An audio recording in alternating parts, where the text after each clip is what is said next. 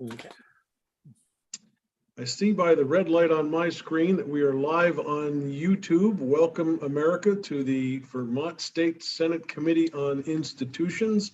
I am Joe Benning, your host initially for this afternoon's presentations. I am the chair of the Institutions Committee. We also have Senator Parent from Franklin County, Senator Ingalls from Essex Orleans, Senator McCormick from Windsor County, and momentarily I'm hoping that we have Senator Mazza from Grand Isle, who is apparently having some technical difficulties trying to join us. Today is March 25, 2021. We are talking about a topic that is probably a lot more involved in conversation than what we're just going to be hearing about today, but it is a subject of conversation that is generating some heat. That would be the Women's Correctional Facility in Chittenden. This committee, for those of you that are watching on YouTube, is responsible for the state's brick and mortar. It includes our penal institutions, and Chittenden being one of them, the only one in the state that actually houses women. We are going to start some conversations about what's going on as a result of the Capitol bill now hopefully passing through the chamber on the other side and coming to us with some plans for the women's facility that we have yet to talk about. I'm going to ask all the witnesses to keep in mind, if you have never joined us before, that we are live on YouTube. What that technically means is we have an audience that could conceivably be people watching us for the first time that have no understanding of what the committee process is all about, much less what your respective roles are in state government. So when we begin, I would ask if you could, as each of you steps up to the microphone, so to speak, if you could give us a general biography of who you are, how you came to be in state government, and how you fit into this conversation. And keep it in mind that we have somebody out there that may have never seen or met you before and has no idea what you're talking about. We try to keep it at the ground level for everybody to understand what's happening. In addition, we have 3 new members of the committee, although one of them was a member a long time ago. We also have 1 brand new legislator. So even on the committee, we are learning how to work together for the first time. And we would appreciate that if you could keep that in the back of your mind as well. With all of that, I have been told, although I'm going to let him confirm it for me, that Jeff Goodell, who's the Director of Justice, the HOK group, is here to begin the conversation. And I'm going to start with you, Jeff, unless I see anybody else waving their hand demanding that they be let in. And Jeff, just before you begin, I will alert the public at large that Senator Parent needs to take a few minutes break at 3 o'clock. Hopefully he'll be returning shortly thereafter. And then I need to take a break at about 25 past 3. And hopefully I'll be back not too long after that, but Senator McCormick will be taking over the discussion. So Jeff, welcome to Senate Institutions. And why don't you start out from scratch and tell us who you are? All right, well, I'll do that. And thank you, Senator. So I've been engaged now with the state since just beginning of December. And we've been working on looking at as you mentioned, the penal system for the state and the facilities specifically for the state. My role with HOK is I am the Director of Justice Program Planning and Design. HOK is a international firm, and one of our specialties is in the justice field, as well as in aviation, healthcare, other social infrastructure types of projects. That's a big specialty of HOK. I'll get to the detail of who else is on our team, but we started at the beginning of December with the group from the Department of Corrections and from BGS, and we are due to finish this study sometime in April, May, sometime kind of depending on how all the dialogue goes between all parties on how that goes. So with that, I'll go ahead and share the screen and make sure I get the right. While you're pulling that up, Jeff, I'll just alert the public at large and the rest of the witnesses that the scowling face entering the screen is our own Senator Mazza from Grand Isle, who's having technical difficulties trying to get on, which may have some reason for his scowling face at the moment, but hopefully he's joining us. Okay, gotcha. Thank you. Finally. Yeah, you got me? We Gotcha. got you. Okay, thanks. Thanks. Jeff, you're up. Okay, very good. So as I mentioned, what we're here to talk about is the correctional facility feasibility and conceptual design study as commissioned by the state, by BGS specifically. This scope of the study is a two-part structure. The first part is a survey of existing conditions. Second part, conceptual plan and expansion, modernization, and a view into the future for the department. Today, what we're going to talk about is the part one. We're going to, and what part one included, survey of existing conditions, that included review of documentation. It included touring facilities, and we had to get creative on that because of COVID, we were unable to tour the facilities. They were on lockdown and reasonably so. So the DOC and BGS very diligently were able to provide us with video and pictures, and actually able to fill in the blanks to a great degree. We still look forward to being able to see the facilities at some point, but we've been working with the data that they provided. We were to review the population and make projections, identify operational costs, and then make recommendations on that data. And that recommendations on the data really comes primarily in the part two, which we'll be talking about in a subsequent meeting. Talk a little bit about the team that I lead and am part of. I'm with HOK, and we'll talk a little more about us just in detail here. But also with us, we have McFarland Johnson on engineering. We have Freeman French Freeman, also from Vermont, just like McFarland Johnson, as another partner for us on the architectural portion.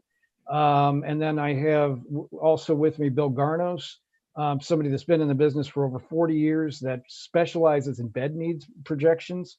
Marcus Hardy for operational analysis. Marcus is just recently with the Illinois Department of Corrections as an associate director there, and has been involved with operational planning and budgeting. And then White and company who do the cost estimating, which you'll see more in the second phase. And they've been very successful with us on several projects on estimating costs, which is always, in terms of looking into the future. HOK has either planned, programmed, designed, and now building 15,000 beds in the corrections and detention market in just the last 5 years. Some very large projects, and then other projects that are in the range of 100 to 150 beds. So we work across that entire spectrum. We're dedicated towards improving the conditions of the built environment in this market. It's a very important element of our society. And often we are, faced with buildings and facilities that are old, that can't carry forward with the programs that need to happen. And so we are really dedicated to that. And for myself, I've been in this business now for 35 years. Back in 2007, I had an opportunity with the California system working for the Ninth Circuit receivership when they took over the medical, mental health, and ADA programs for the California system. And we spent a lot of time on things like constitutionally minimum health care and constitutionally required health care and other conditions for inmates. And that's really been my focus over the now decade and a half. And so looking at your facilities and looking at those programs is something that's very important to me and something I specialize in.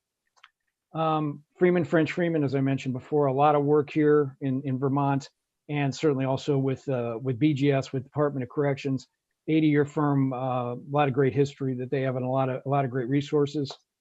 And McFarland Johnson, they were an important part of the project team to identify the infrastructure issues that might exist at these facilities, because just looking at the buildings themselves is one thing, but then they're really looking at other things like electrical service, water capacity, wastewater capacity, all those items too, as part of our scope of work. Just a couple of examples of some of the things we've done. Just recently, a new mental health facility for the state of Illinois, 200 beds, state-of-the-art mental health medical, in a system that badly needs that type of facility. A new administration building on an existing campus. So this is part of our experience of working at existing places. This is a shot of the inside day room where you can see um, management staff with inmates and patients and medical staff all work together in the same space in an area which more daylight, more flexibility than typical. This is a new mental health facility for the Ohio Reformatory for Women. And again, this is specifically on women, over 100 beds there at the reformatory.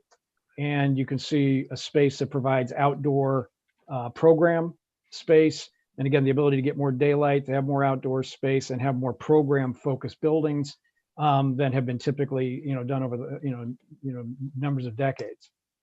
We do understand state systems. This is the new replacement penitentiary for Utah, 3,600 beds altogether. Of that 3,600 beds, there are actually 17 different classifications within this one campus, including a new, in the upper right, a new 700 bed women's facility. So this project is about roughly halfway finished, right by the Great Salt Lake, moving out of one of the suburbs of Salt Lake City. Importantly, in addition to housing and so forth, programs.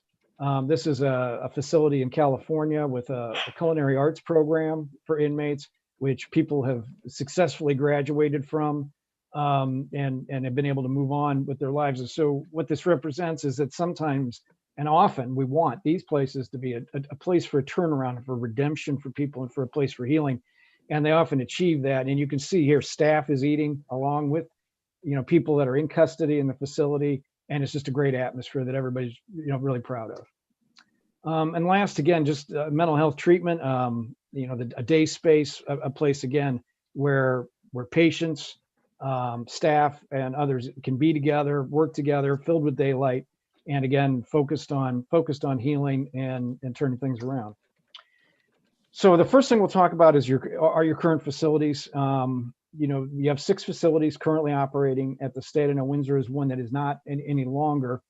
There's Northwest State, Chittenden, Marble Valley, Northern State, Northeast State, Southern State. I'll get to these in a little bit more detail in just a second, but we looked at all 6 facilities and we looked at what their current condition is, their ability to be added to, or in some cases, their inadequacy or the challenges of being added to. But not only the facility itself, also its proximity to population centers and, just what kind of population it's serving. We know Chittenden serves women, the other ones serve men. But beyond that, medical treatment, that type of thing, or what we've also looked at as well. We'll talk about Chittenden first in South Burlington. Built in 1974 with an addition in 1983. 177 bed capacity. It's on just 6 acres, so it's on a fairly small site, fairly tight. Has a hospital affiliation with UVM Medical Center. You can see a footprint of the facility here. Again, and the building itself takes up quite a bit of the plot of land that exists on. We'll look at each facility, just exterior photos and then interior, but you can see the general condition of the facility, made of brick, with a gravel roof, and on the inside, some of the existing conditions here. One of the things you can draw a distinction between the older facilities and the ones I showed before that are newer, really, again, lack of daylight. The way these facilities were built back when they were, the mission was different, the conditions were different. We all had different attitudes about criminal justice, and I think, again, what's important is what are the outcomes for the individuals that are associated with these facilities. As we look at the I'm going to probably go quickly through these, but we look at the deferred maintenance, and altogether, $2.7 million worth of deferred maintenance on the interior of the facility. Adding up the rest of it is about roughly another million plus. And again, our report has this in much more detail, but just some of the highlights: site work conditions, sidewalks that need work. On the shell system, some of the masonry walls are missing bricks, so we really need some masonry work. On the interior side, we have a lot of interiors in poor condition that need to be upgraded. Detention doors and hardware, a very important element of a facility like this, needs work. Ceramic tile separating from the mortar bed, that we often see that where we have tile with showers and so forth. The fire alarm systems reached its end of life. Heating and ventilating systems are also at end of life, and the plumbing system is in need of repair. So the infrastructure of this particular facility is not in good shape and really is in need of some serious attention. At Southern State, which is your newest overall facility in Springfield, that was built in 2004. A number of the systems there have actually been replaced since it was built. There were some issues with the original build. A lot of elements and infrastructure elements have been replaced. It's on 27 acres, so it's a much more generous site with more capacity for addition. 377 beds for males. And then the hospital in Springfield is the affiliation for medical treatment. You can see it from this site plan that this is a larger campus with more room, more outdoor accommodations, and more room for potential growth. Again, built in 2004, built mainly of precast concrete or concrete, and it has certainly you can tell it's of its time, just like the 1974 project that we had just looked at, and the condition of the brick there. And on the inside, it's a secure facility. It's certainly more updated, more modern, but again, has a lack of daylight, and it is starting to show wear and tear. Over this many years, these facilities are often used very hard. It's a lot of upkeep, and just because of the nature of the use being 24/7, they take a beating over time. The deferred maintenance at this facility, quite a bit less, under $500,000 altogether. And as I mentioned before, there's a number of elements that have been upgraded over the years. Some of the things, 2 of the units do need a full roof replacement yet, and some of the detention windows are in fair condition, but they're older. There's an unavailability of parts moving forward. On the interior, the conditions are decent. But there are some minor projects to be done. The fire alarm system is also end of life, but a lot of the other infrastructure systems are actually in decent shape at Southern State. The next one's Marble Valley at Rutland, and it was built in '79. So I think it's a third oldest of these that we looked at, on just 5 acres, 118 bed male capacity. Rutland Hospital being the medical affiliate. And you can see here, it's much more narrow kind of site, and much more contained. So it doesn't really have a great deal of opportunity for expansion at this particular facility. Again, a brick facility built in the 1970s, kind of has in some ways similar look to what we saw at Chittenden. And coming back again, interior shots, again, people have done a great job of keeping it clean, upkeep as much as possible. But for a facility built in 1979, it's now, well over 40 years old, and the wear and tear does show. The deferred maintenance at this particular facility is in the range of around $800,000, I believe, altogether. And some of those items, there is some fence work that needs to be done. The brick and stone is actually in decent shape here without much need of repair, as much need of repair. The windows are having problems, and that's one of the areas that we just see happen over time, is that windows start to have problems, and detention windows are very expensive to maintain and to replace. Some of the detention doors also are in need of replacement, along with hardware. The fire alarm system has been replaced. The plumbing system, however, is in need of some serious upgrade. So we're halfway through. So next one is Northwest State in Swanton, on 85 acres. This is the oldest one, built in 1969, 255 bed capacity. And Northwest Medical Center is a medical affiliate with this facility. And you can see also, again, kind of a more traditional prison campus layout, within a secure perimeter. This is a little deceptive in that there is room for expansion. However, there's some grade issues. So there's a hill, there's some grade issues. So there would be, for addition, there could be a fair amount of dirt needed to be brought in. So some expense with that as you look forward on it. But these are, again, pictures of the facility, brick with some metal side buildings as well. And on the interior, again, really, decent shape. And again, it's had good upkeep. Lack of daylight, as we've talked about, a number of times, but the facility is actually, again, for its age, not in terrible condition. There is more in the area of identified deferred maintenance at this particular facility, with especially with the shell of the building and interior. We're talking more in the range of about $4 million in total deferred maintenance needed here. On the outside, some of the things with the loading dock, other concrete deterioration. Roofing needs to be addressed. Some of the brick masonry is actually in poor condition that needs to be replaced. And some of the detention windows have actually been replaced here recently. On the inside, there's more deterioration here that didn't really show up in all the pictures. And it also needs detention doors to be added. On the infrastructure side, fire alarm system was retrofitted in 2020, so that's new. 3 boilers are in need of replacement right now, and then the plumbing is actually in decent shape. Northern State Newport, I think, is number 5 on the list here. Originally built in 92, added to in 97, has a 433 bed capacity, all male, and North Country Hospital is the medical affiliate for this facility. Sorry, didn't have a site plan of this one. I missed that.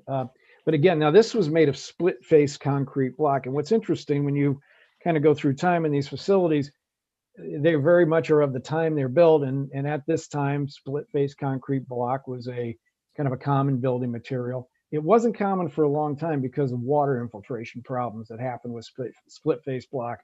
Brick overall is more durable. But you can see, again, similar pictures of the interior of the facility. One thing I'll note about here, narrow corridors, that is not the greatest for safety. And this one actually has a fairly high price tag on the maintenance side. Over $5 million in deferred maintenance that's been identified for the facility. And what we have is, again, concrete issues. There's a tunnel at this facility with groundwater issues. There are the other shell system issues. Some of as I mentioned, the CMU walls, the concrete masonry walls, have cracking and other issues that are in need of repair. On the inside of the facility, there are ongoing things with detention doors, other interior systems, and this one is also in need of a boiler.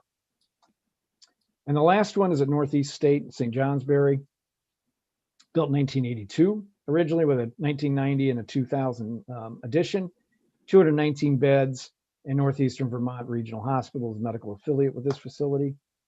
Again, a traditional kind of campus that's a little bit more spread out, a little bit irregular, I think, due to topography at this particular site. And a number of elements, again, with brick, and again, kind of similar look to what you've seen with some of the other facilities. And then also on the inside, I would say here, and like on the intake and everything, I think there's more bars. Bars are something that we're not, currently using in modern facilities. They're not really safe, or they've not been deemed to be safe. We use more glass, also to contain acoustics. But again, overall, the facility has kind of the same look as the others. We're somewhere in the range of about $750,000, $800,000 in deferred maintenance at this particular facility. Seasonal water ponding, heaving concrete are prevalent there. The roof system on the administration needs to be replaced. Some of the window systems need to be replaced as well, as we've talked about before. In this particular facility, we have no ADA compliance, so American with Disability Act compliance. And I'll talk about space compliance here in just a minute. And then we have a number of infrastructure issues that need to be upgraded, electrical, fire alarm, and other issues with the, with the generator. One of the things I haven't touched on in part 1 here that'll actually be discussed a little more in part 2, because it relates to the expandability of the facilities, is the lack of meeting current standards, American Correctional Association, American Disability Act standards, as far as space and size and accessibility for inmates and staff. Many of the current facilities do not meet those standards currently, which is one of the big detractions, from adding to them. In some cases, we can expand cell space, we can expand day room space, and get closer, but we have a deficit right now with meeting standards. And these standards have been in place for some time now. So a lot of these facilities are just older and aren't meeting those standards. So in phase two, when we talk about it, we'll talk more about where some of these facilities have expandability capability, but with some of their limitations are not always on infrastructure, but also on the ability to meet standards. Okay, so the next thing I'm going to talk about are the inmate populations, population profiles. And as we look at that and we look at the projections, let me say a couple of things. One, we're looking at how many beds you do have, and we look at the current capacity of the beds that you do have. And then you also have out-of-state inmates in Mississippi currently. So we are factoring those into the population as well. But if you look at the left, the average daily population for the state was at 1,411 inmates in 2020. That was during the pandemic. There was a drop, and across the entire country, we saw a drop due to the pandemic. We're seeing many of those populations in some areas start to rise again, back to pre-pandemic numbers. The pre-pandemic numbers were 1,747, so 1,601 male inmates and 146 female inmates for 1,747 total. In that capacity also, though, are the out-of-state inmates, and that out-of-state contract is for 350. So if we look at all the capacities of each facility, 177 at Chittenden, 118 at Marble Valley, and you can see the rest of them there. We have 1,929 total beds. We're going to I'll kind of cut to the chase here. We're looking at a capacity need for Vermont of 2,050 beds, all in, including bringing the out-of-state inmates back to the state. And how do we get to that 2,050? Well, by good practice, facilities should be somewhere to 80 to 85% at capacity. And the reason for that is because if you're operating at full capacity, your staff, your DOC does not have the flexibility to be able to move inmates where they need to move, or if there's issues at a particular facility, they don't have any other place to put them. So if you're operating at capacity, you're actually beyond capacity. So the 80 to 85% area is really what the industry looks at as good practice for the amount of beds that you have in the facility at a given time, again, to cover classification, to cover just issues, spikes, those types of things. I'm going to go in a little bit of detail here, but we could probably get through these slides on the detail. We can come back and answer questions if folks have got questions. One of the interesting things, though, pre-pandemic, is that your daily population is actually extremely stable, and actually makes it very predictable from that standpoint. So as you can see, for male inmates in 2016, you were at 1,615 back in 2016. That number dipped just a bit. And of course, 2020, it came down a little bit more. But the advantage to that for us as planners, is that it gives us, good data that it's a stable population. So it makes it more predictable on what we can look at and what the future is going to bring. Same story is really true for female. Back in 2016, you had 143 average daily, and then 148 in 2019. Your in-state inmates, again, a stable number, 1,511 back in 2016. That number didn't change very much. It stayed right around 1,500 up until the pandemic hit. The out-of-state inmates, that's actually remained pretty stable even with the pandemic, because those inmates just haven't come back. They've stayed with the contract in Mississippi. And then one of the things we looked at is, what are your sentenced inmates versus what would be, you have a combined system, a county jail and prison system. So the sentenced inmates are in the 1,300 range traditionally over the last few years. And I should also say, we really didn't look beyond earlier than 2016, because those numbers had actually come down, and 2016 to 2019 was when we really saw some stable numbers to use. We went back and looked at a master plan from I want to say maybe about 10 years ago, maybe a little more than 10 years ago, that predicted that the state population would rise to 2,600. That didn't happen. The state population actually did drop, but again, it's remained fairly stable. So these have been the years that we've really focused on as far as, for some predictability. Jeff, can I just interrupt you for a second? Yeah, please do. I'm looking at these numbers, and I'm a criminal defense attorney in my day job. And so COVID has literally shut down the court system. When the court system gets around to doing its normal job, I predict we'll see a very large spike in the number of people who are being incarcerated. And I'm not sure how that figures into this conversation, but I guess it's just something I want to throw out there and keep people in mind that what we're seeing here might have a temporary spike that has to be handled in some fashion. I'm also going to say that I need to break off Dick McCormick. If you could continue the conversation, my hope is to get a little bit more into the weeds on the women's facility, but if we can't get that far today, Denise, I'm going to be asking you to try to get these folks back for presentation 2, as I'm hearing it described, but I will try to get back on as soon as I can. Okay. Mr. Chairman, Yes, sir. on my screen, the agenda only lists 2 witnesses. Is that correct? So I have several more listed, but Eric will tell us who it is he thinks ought to be okay. continuing on in the conversation. Okay. So Senator- Senator McCormick, Yes. I think you have an old agenda and there have been a couple of new ones sent. Well, I just entered it from the Senate website. I just accessed it through the Senate website, but that's all right. I'll go. I'll follow. It sounds like our witnesses have an agenda planned, so I'll sort of just defer to their wishes. Who goes when? Okay.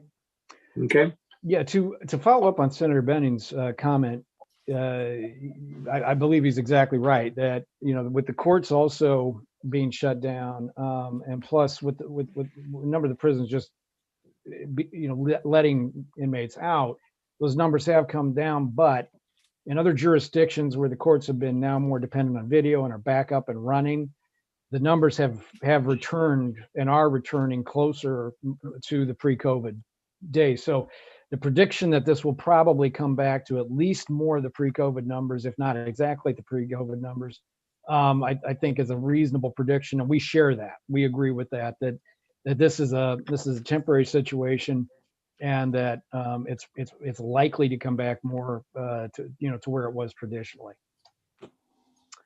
One of the last things we looked at the federal inmates too. And again, that number has been steady. That's not been part of our projection as far as what your needs are, but we do know it's a part of your system. And so we certainly need to take that into account. And if we look at all inmates again, across the board, that number from around 1,750, again, very steady, again, with a drop in 2020. But as Senator Benning said, our expectation, in fact, is that it will come back to where it was. Just really quickly, and we don't need to spend really time on this, but we looked at the high-low range as well.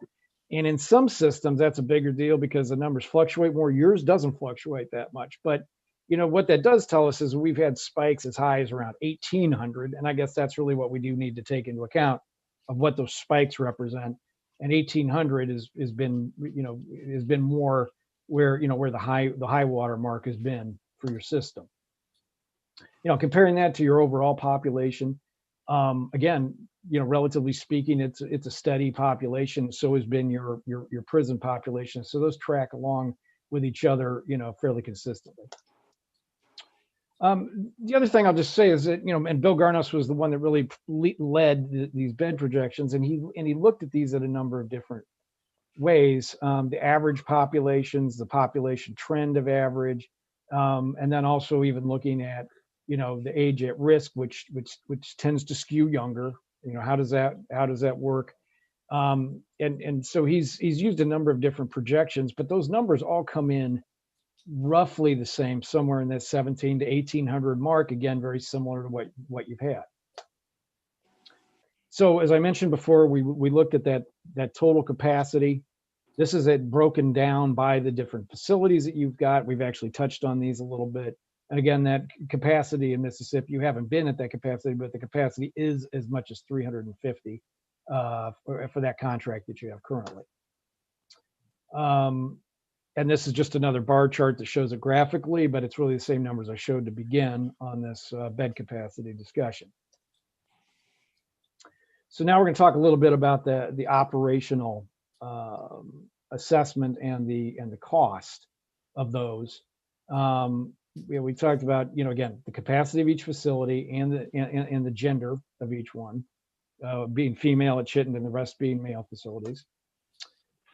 And we start then really looking at what your budget is, or what your, not even your budget, really what your capital cost or your, operational cost is at each of the facilities.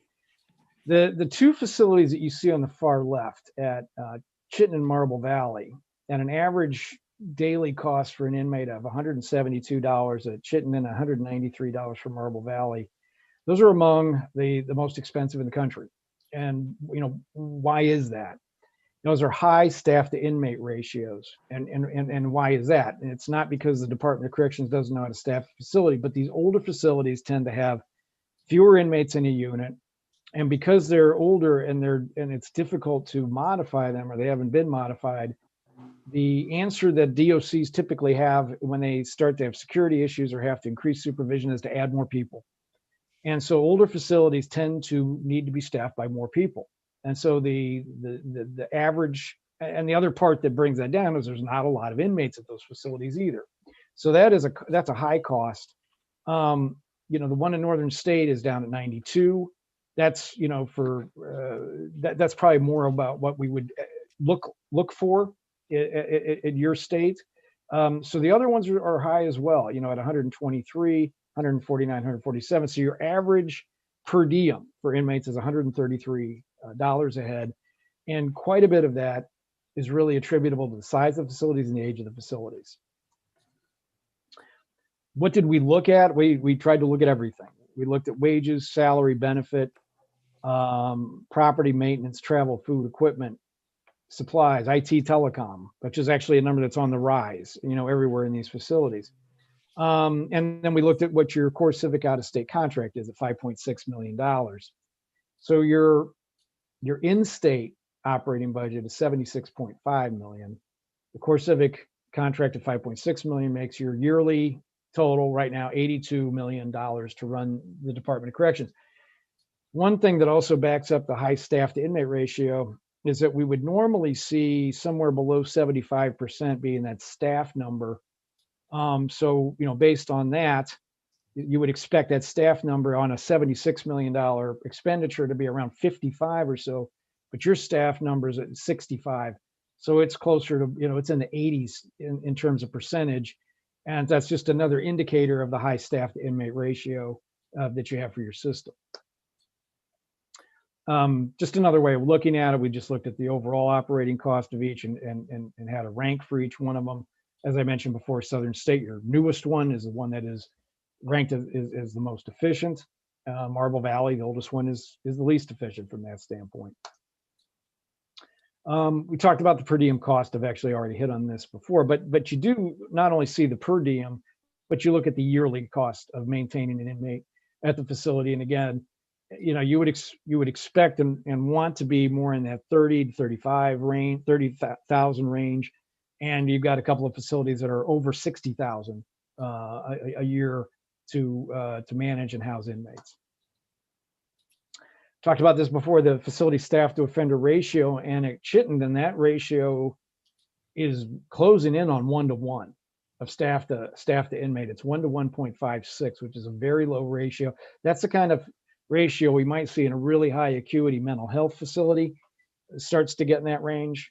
Northwest is also 1 to 2.15. The best one again is actually Northern at 1 to 3.86. Southern's at 1 to 3.01. We really like to see that number about 1 to 4. Those two facilities are closer to where that ratio is. And in some modern facilities, you might see 1 to 5 or even as high as 1 to 6.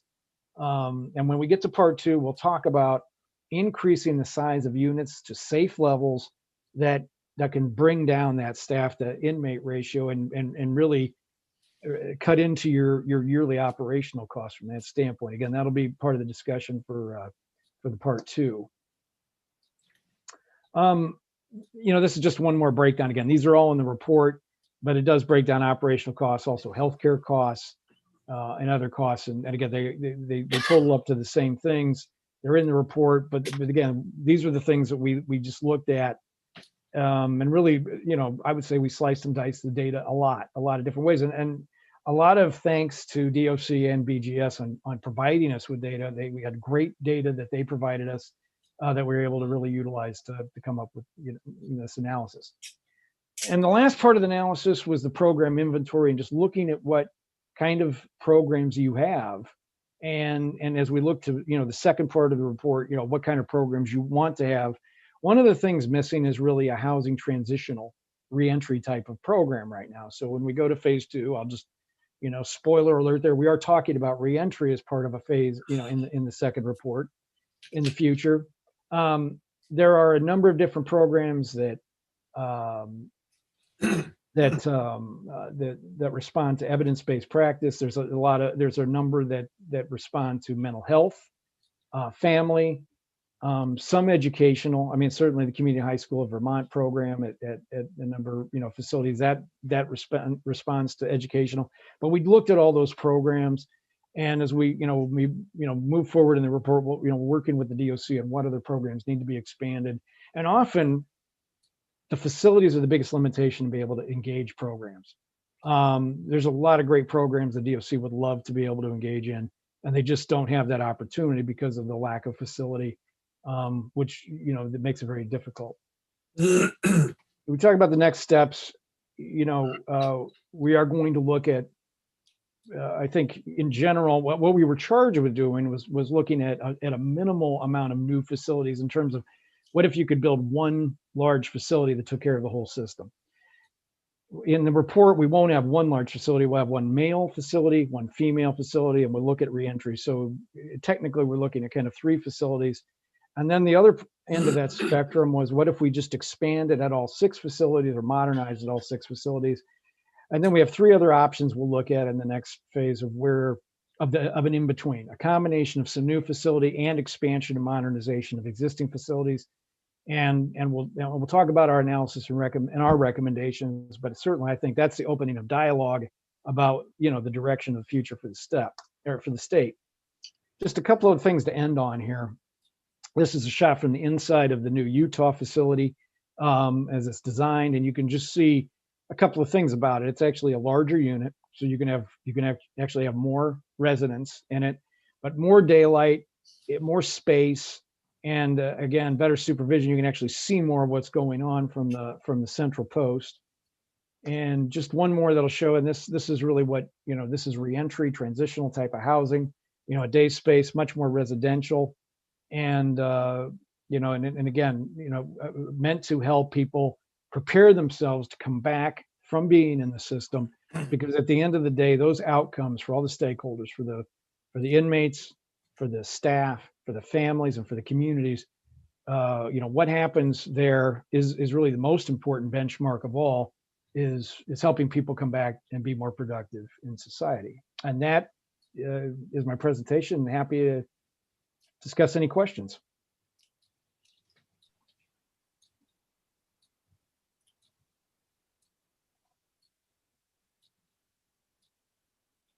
Dick, Mr. Chair.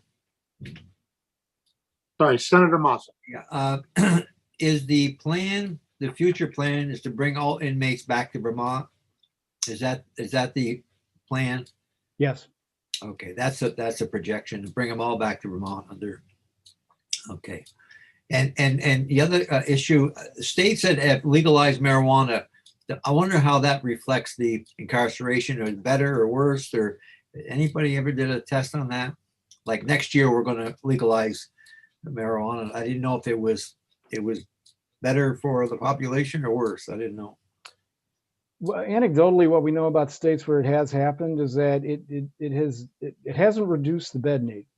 Okay. Typically, it may have increased or been steady. And here's one of the issues. So certainly, the possession and use is not a criminal or violation anymore. So, but for first time or low level offenders, they're not in your system anyway. What has been seen is again, and this is just a fact, some people can use these types of substances successfully, Right. but some others, because of access, the being prone to more addiction can cause more issues, and so other violations not related to possession can happen, especially driving under the influence, those types of things. So if you do look at other states where this has happened, that has been a case. So it's not unfortunately, it's not a simple equation from that. Just curious. Thank you. Yeah. Well, Vermont had pretty much, we'd stopped locking people in jail for smoking pot already. So, Right. yeah. Okay, other committee questions? Thanks. You folks have it in mind who you want to have speak next? Or we have Al, is it a French pronunciation or English? Al Cormier or Cormier? Cormier. Cormier, okay. Yes. My agenda says you're up next. Okay. Al Cormier, Chief of Operations for the Vermont Department of Corrections. I oversee supervision of the Director of Facilities and Director of Field Services, as well as programming and our administrative services. So yeah, just, obviously HOK has done a great job pulling this part one of the presentation together. Back to what Senator Benning had mentioned before he had to step away is, looking forward to the next phase and following up on the women's facility. And that's where we're going to go. And, we're hoping for part two within the next week to 2 weeks to have that completed and to bring back and present to the House and to the Senate. And I think that's where you're going to get the information that this committee is looking for around what does the women's facility look like? What is the projection for the women's facility? What are the thoughts of HOK in regards to where we're at, where we're needed? Is it one facility? Is it 3 facilities? Back to Jeff's earlier comments, those options will be presented. And I think then it's going to be and up to the House and Senate to decide what steps are next. Committee. Any of the stimulus money could be used for these capital improvements. So, I would think that would be the great place to put a lot of the money to get caught up on our facilities. Yeah, some of that money is earmarked now for major maintenance, security upgrades with the upcoming budget. So we are looking at some of that, but certainly nowhere near what is needed to be done to get the facilities, especially around the ADA compliance piece that Jeff mentioned. Funny, a few years ago when the women's facility was in Burlington, they used to run 40, 45, 46, 50 women. Now it's up over 100, I guess, 150, I thought I saw. That place was never built for that kind of role people there. No, and that is, that's a concern that we have moving forward. Right now, we're in a good spot with COVID and the pandemic numbers dropping all of our population. We're down to around 90 today in that facility. But we do expect as the courts open back up that we will see increased incarceration, not only at the women's facility, but all of our facilities. Well, you got a tough job. Thank you. Thank you. Chairman Coleman. Yes, Senator Ingalls. Does HOK, do they ever see a situation in any of the states that they visit where the states have tried to centralize one large prison and try to control costs that way, or anything like that? Or is that ever even a thought process in what you see out there in the land? Senator, I'm going to have to ask you to repeat that because my screen completely froze throughout almost your entire question. No problem. Does your group ever see where states try to really centralize one large facility to take in all the prison population into one center? And I would think that you probably could defray a lot of costs without trying to maintain a lot of buildings. But is that even a thought process in prison land? It is. The one example I showed in Utah is exactly that.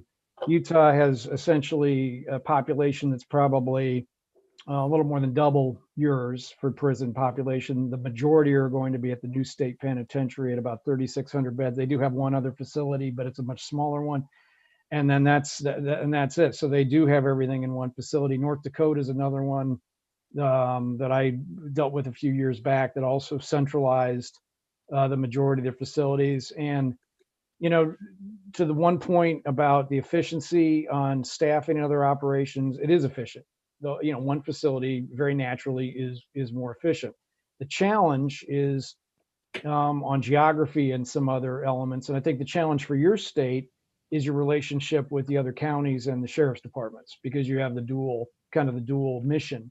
So those are things that will be taken into account. But when we come back with some operational projections, now it's no secret that the single facility just on pure operational costs has an advantage over maintaining multiple facilities. We'll look at what are some of the other factors as well, but your point is right. Fewer facilities do tend to be more operationally efficient. If we were to, our largest one is Northern State Correctional Center at a little over 400. Square footage wise, how big of a building would we have to have to house all of our 2,000 inmates under one roof? So significantly bigger than that? I know we don't want to crowd them in there and all of that, but when you put this group together, can you get away with a smaller square footage picture, or it's just a vast bigger building? It's larger. It's larger than that one, but interestingly enough, one of the things that we'll have in the next meeting when we go over the report is comparing one new facility and looking at your 6 together. One new facility is smaller than all those, and we actually have 2 scale comparisons of those. So one of the things that makes a new facility larger is meeting all new space standards, because we would be required to do that. The inmates have to have a certain amount of square feet per sleeping area, for day space, that type of thing. Now, so that makes it bigger, but in the reverse trend, if you're able to actually have larger units where maybe it's, rather than 1 to 16 or 1 to 32 in a housing unit, it might be 1 to 48, somewhere in that range. That then starts to bring it down smaller. And then if you have one facility that has a lot of common infrastructure things like one kitchen, one dining facility, one administration building, that type of thing, now that all takes it down, to a square footage that, starts to be more competitive. So one facility compared to your 6, smaller. One compared to any of your single ones, it would be significantly larger. So as we're looking at these costs, which are substantial, when we go to look at building another facility, our model might be that to pick a central location in the state of Vermont and build that out. And then maybe it's cheaper, instead of trying to keep these other buildings going, maybe it's cheaper to retire these buildings a little bit earlier than what we were, trying to maintain them. And, eventually all buildings have a shelf life, and there comes a time where you're throwing good money after bad just to try to maintain what you have, I would think. Senator, you just actually summarized some of my next report. That's exactly right, because certainly a capital cost is a lot of money to build. But one of the things we'll have by comparison is the yearly operational cost as well. And you can see right now your state, spends $82 million a year operating, the facilities that you have. That's a yearly cost over 20, 30 years.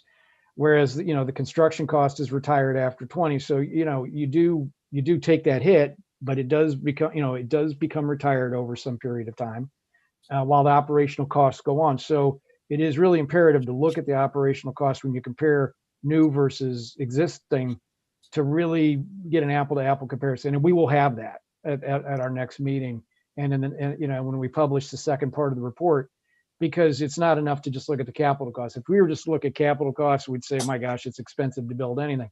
But when you put it in the prism of looking at what it costs to operate, it actually starts to even those yearly costs out quite a bit across all the different scenarios. Yeah, it's just kind of interesting stuff, number stuff, and if you had one facility to the amount of people through attrition, as far as people retire and you don't replace them back, to what our workforce would look like in that prison setting where it was all under one building, and the increased savings is, people are expensive as far as to maintain, and we want them to be paid well and retire well. But I would think that there's a substantial cost in reducing our workforce under one structure as well. Yeah, the potential is there for that. Absolutely. Thank you. Thank you, Senator. Other committee questions? Thank you. Commissioner Fitch, it occurred to me that as the commissioner, you would have the overarching view, and we're going to hear first from people who are sort of out in the weeds, but that was really not my decision to make. It's yours. Would you like to speak to us? Thank you, Senator McCormick. I'm happy to jump into the pool. So for the record, my name is Jennifer Fitch. I'm the BGS commissioner, and I apologize that I was a few minutes late, but I have to say I'm used to this committee being a little bit more spicy than you are today. You guys seem need some Pretty sugar calm, or some aren't we? caffeine or something. What's going on with you guys? We're getting tired. I can tell. Joe is gone. Joe's gone. Joe's gone. It's a lot of information to take in and download. I have to say, right, BGS's role in all of this is to support successful outcomes for the people that we serve. So in this case, DOC is driving the bus, and we're providing project management services, and we are supporting them in this process. We've been actively engaged. We've been meeting every week. HOK, and I know Jeff's in the room, but let's just pretend he's not. HOK has been phenomenal to work for, or work with, I should say. They're working for us, but to work with, and they have all the technical expertise, and they've been amazing. So we're really exciting. And one of the things that we really appreciate about them is, as you know, we've been meeting with you guys for years about this, right? And we've been doing this, right? So finally, hopefully with HOK on board and kind of wrapping all this into a couple of reports, that we're actually going to be able to make some progress and move forward. So I just want to acknowledge all the hard work that HOK has put in, and the partnership that we have with DOC. I really think this is going to lead to something positive and great, and a big step forward for the state of Vermont. Thank you. Committee questions. Try to get spicy. I guess not. I guess not. Come on, okay. Senator Mazza. What are we doing over there? No, he's not going to come through for you. Matt D'Agostino. Thank you, Senator. Good afternoon, everyone. Matt D'Agostino, Financial Director for Department of Corrections. I don't know that I have anything specifically to add today, echoing what Commissioner Fitch just said and what Al said before. This has been a very successful collaboration between BGS, DOC, and of course the folks from HOK who've done a wonderful job with this. We're here to support throughout that, and if there are questions about finances, I know there hasn't really been a lot of the meat of that in this presentation, but I'm certainly able to offer thoughts if anyone has any questions. Committee. Well, I hope we make progress. We've talked about it for a number of years, and a few years ago we had a public hearing, and I can remember the governor was proposing to look into looking at the future of what we're going to do for building new buildings or central buildings or whatever to get our people back to Vermont.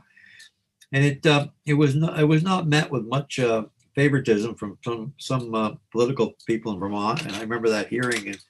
But the time has come. We got to face reality, and we've got to do something, because I think there's certainly a majority of folks want those out of state folks back in Vermont, and we've just got to do a better job. And the facilities are deteriorating. There's no doubt about it. When you see the age of them, we know that Chittenden County was in 1970 what, 75, 76 or whatever. I remember doing that or involved in that, but the time has come. We have to face this. This is not going to go away. This is something that's going to be here for many years. And I think we ought to take it serious and make some progress. And I'm glad to see we're getting serious about this and hitting it head on, because it is something that's we can't avoid. It's going to happen sooner or later. A little bit of institutional memory here. I was on the Administrative Rules Committee when we were first presented with the proposal to house prisoners out of state. And it was about, I think, 50 people. And it was for 1 year. Yeah. And I remember at the time thinking, oh, this is like just one cigarette. Or this is one potato chip. It's gonna, and now here we are all these many years later. Well, the other thing, you have to plan ahead, because it's not easy to locate a facility in any community. As you know, there are all going to be a lot of opposition and permitting, and it's not going to come easy, because I remember the issue with Chittenden County, how that was debated over and over and over again, how the opposition was there to build that one. And that was back in the 70s. And I think today it would be wherever it is in the state, there's going to be a lot of controversy about it. So whether it's 1 unit or 3 units. Yeah. Everyone, oh, I've got everyone back. Everyone just went blank and now they're back. Yeah, well, this is really more of a question, I think, probably for the judiciary and for the judiciary committee. But I'm just curious, are we with women? A lot of the women who are locked up for non-violent crimes, bad checks and stuff like that. Do you think that there are some women we're housing who don't need to be in jail at all? That's for anyone who wants to answer it. Yeah, I where we're at right now, Senator, is are there nonviolent offenders? Yes. And a lot of that is due to lack of resources in the community, specifically around housing. But the majority of the women that are in our facilities they belong there. That, you know, the charges warrant them being incarcerated. Even with the lower population, we're now, you know, we've let out really all we can let out. But back to the, you know, the earlier discussion around what may happen with the courts when they open back up, we do expect to see that population increase. But it's not going to be that low risk population. It's going to be the people that do need to be incarcerated to receive the services for. I don't know if that's good news or bad news. Thank you. I know. Anyone else on the committee? We'll move on otherwise. Okay, Joe Odger. Good afternoon, Senator. I'm just here in the back bench to be ready to answer any questions that anybody would have, and it appears they don't. So I have nothing to add. There you go. John, I'm looking at the screen. Jeremy Stevens is, yes, Jeremy Stevens, but blacked out. Good afternoon, Mr. Chair. Okay. Yes, nice to see everybody. My name is Jeremy Stevens. I am a program chief within the Design and Construction Division. I report directly to Director Joe Asia, and I oversee several project managers, one of them which is Sherilyn Lafley. And I just wanted to take this opportunity to thank her for keeping her thumb on HOK, DOC, BGS, and some legislative committees, which I shall not name here. And thank you for having giving us the opportunity to showcase HOK in the presentation. We really appreciate their help, and thanks again to DOC. It's been a great collaborative effort. At political events, there's always someone to introduce somebody, and then someone gets to introduce them. And who introduces? Sounds like you're introducing Ms. Lafley. Am I right? If you would like, sir. Yeah. Sherilyn Lafley. Hi, I'm Sherilyn Lafley. I'm the project manager within Design and Construction with BGS. And I don't have anything to add. I do think you're going to be very excited with part 2. That's all the fun stuff.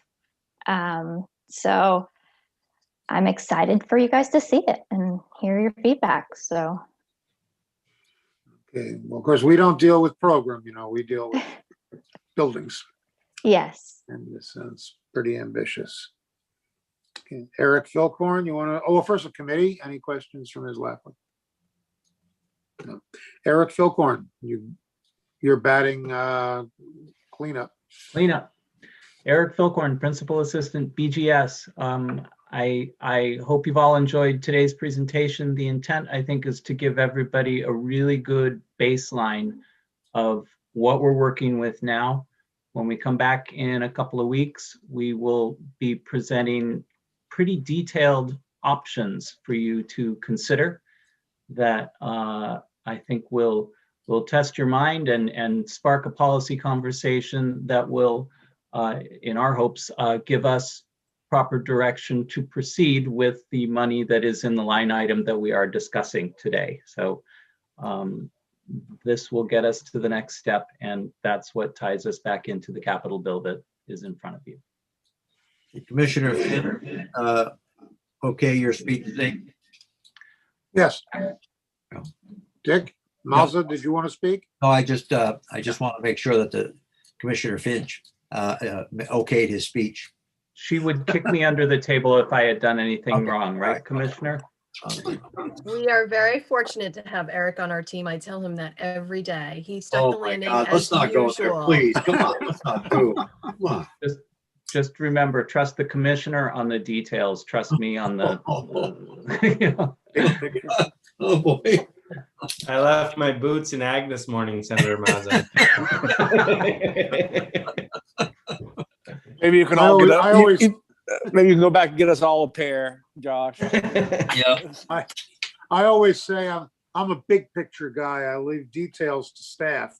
And I realize when I say that, the staff really looks at me kind of annoyed. That it's too true. Okay, well, I think Joe's going to come back and find. We're gone. Find that we're